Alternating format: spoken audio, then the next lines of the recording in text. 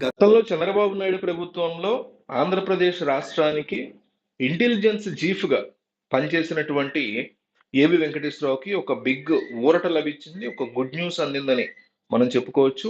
ఆంధ్రప్రదేశ్‌లో గత టీడీపీ ప్రభుత్వంలో విభాగానికి అధిపతిగా ఒక వెలిగి ఆ తర్వాత వైసీపీ ప్రభుత్వం సస్పెన్షన్‌లో ఉన్న సీనియర్ ఐపీఎస్ అధికారి ఏబి వెంకటేశ్వరరావుకి భారీ ఊరట లభించింది. ఆయన మీద గతంలో జగన్మోహన్ రెడ్డి ప్రభుత్వం రెండోసారి విధించినటువంటి సస్పెన్షన్‌ని కేంద్ర పరిపాలనా ట్రిబ్యునల్ క్యాట్ ఈరోజు కొట్టేసింది.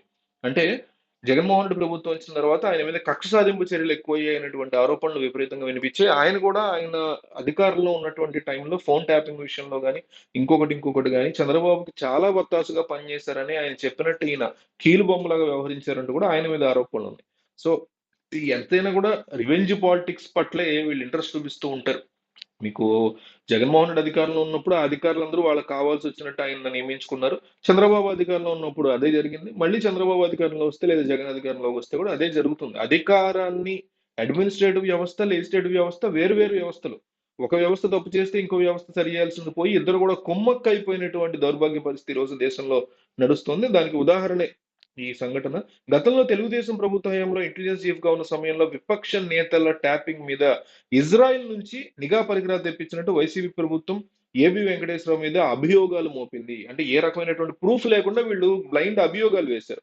ఈ అభియోగం మీద ఆయన మీద తొలిసారి సస్పెన్షన్ విధించిన ప్రభుత్వం న్యాయస్థానాల్లో ప్రభుత్వానికి అప్పట్లో ఎదురు దెబ్బ తగిలింది. ఈయన ఇజ్రాయెల్ నుంచి పరికరాలు తెప్పించి జగన్మోహన్ రెడ్డి ఫోన్ తో పాటు అనేక మంది రాష్ట్రంలో ఫోన్ ట్యాప్ చేశారనే ఆరోపణల నేపథ్యంలో ఆయన పదవి నుంచి దిగిపోయిన తర్వాత జగన్మోహన్ రెడ్డి పదవిలోకి వచ్చిన తర్వాత ఈ ఆరోపణలతో జగన్మోహన్ రెడ్డి ప్రభుత్వం ఆయన మీద సస్పెన్షన్ వేసేసింది డైరెక్ట్ గా. దాన్ని ఆయన కోర్టులో ఛాలెంజ్ చేశారు. మళ్ళీ కోర్టులు కూడా జగన్మోహన్ రెడ్డి ప్రభుత్వానికి వ్యతిరేకంగా మాట్లాడిన పరిస్థితి. తాను నిఘా పరికరాలను ఆర్డర్ మాత్రమే చేశారని, పరికరాల కొనుగోలు కూడా జరగలేదని ఏబి వెంకటేశ్వరరావు వాదించారు. దీంతో ఆయన సస్పెన్షన్ తొలగించారు. అయితే ఆ తర్వాత కూడా ఏబి వెంకటేశ్వరరావుకి సస్పెన్షన్ కాలంలో జీతభత్యాలు, బకాయిలు చెల్లించలేదు. దీంతో అధికారుల చుట్టూ ఆయన తిరిగారు. అయినా ఫలితం లేకపోయింది. ఇదే సమయంలో మరోసారి ఆయన మీద సస్పెన్షన్ వేటు వేస్తూ ప్రభుత్వం నిర్ణయం తీసుకుంది.